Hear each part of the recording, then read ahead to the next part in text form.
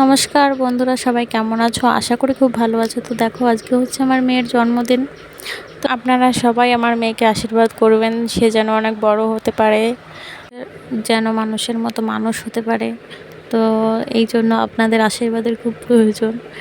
না, আমরা তো আছি, তাছাড়া আপনারাও যেহেতু আমাদের ফ্যামিলির একজন হয়ে গেছেন, যারা যারা আছেন আমাদের সাবস্ক্রাইবার, তো আপনারা সবাই একটু আশীর্বাদ করবেন আমার মেয়েকে, সে যেন ভালো থাকে, সুস্থ থাকে। একটা মা বাবার কাছে এটাই সবথেকে বড় চাওয়া। তারপরে তো বড় মনের মানুষ হওয়া, তারপরে লেখাপড়া সব কিছুই আছে, সব যেন ভালো থাকে, ভালো হয়। তো দেখো, তাকে আর কি খেতে দিচ্ছি দুপুরবেলায়।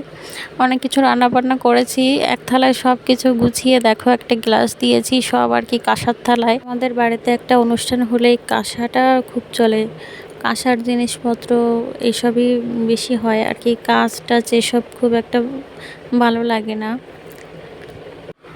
আর দেখো, আমার শাশুড়ি মা আমার মেয়েকে একটা গিফট করেছে, মানে একটা জিনিস, একটা ব্রেসলেট রূপোর।